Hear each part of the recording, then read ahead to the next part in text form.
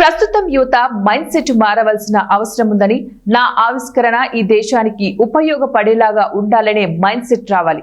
ప్రపంచ సాంకేతికతతో పోటీ పడే మనస్తత్వం, ఆవిష్కరణలో కొత్తదనం, ML, cyber security, quantum technology లాంటి ఏరియాలు అధ్యయనం, పరిశోధనకు యువతలో రావాలని డిఆర్డిఓ పూర్వపు చైర్మన్, భారత ప్రభుత్వ ministry of defence scientific adviser doctor G Satish Reddy అన్నారు. కాకతీయ యూనివర్సిటీ సెనెట్ హాల్లో తెలంగాణ సైన్స్ కాంగ్రెస్ అట్టహాసంగా ప్రారంభమైంది. KU VC professor Karnati Pratap Reddy అధ్యక్షతన జరిగిన ఈ కార్యక్రమంలో ముఖ్య అతిథిగా సతీష్ రెడ్డి పాల్గొని మాట్లాడారు.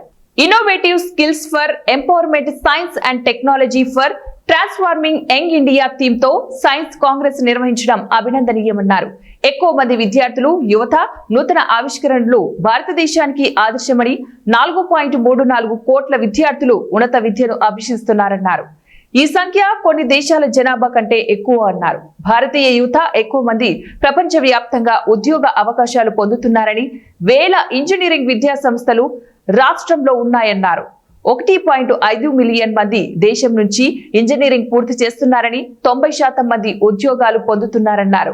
గ్రామీణ కుటుంబ నేపథ్యం అనేది ముఖ్యం కాదు, ఆలోచన సరళి ముఖ్యమన్నారు. ప్రపంచానికి భారత్ అవసరం ఉందని, తెలంగాణ రాష్ట్రంలో కాకతీయుల పేరుతో ఉన్న కాకతీయ విశ్వవిద్యాలయం గొప్ప గొప్ప వ్యక్తులను అందించిందన్నారు. యూనివర్సిటీకి రావడం చాలా ఆనందంగా ఉందన్నారు. కార్యక్రమంలో తెలంగాణ ఉన్నత విద్యా మండలి chairman professor Balakrishna Reddy, Telangana academy of science అధ్యక్షుడు professor CH Mohan Rao, registrar professor Valluri Ramachandram, Hyderabad CCMB director doctor Vinay, K Nandukuri, doctor K Sujatha తదితరులు పాల్గొన్నారు.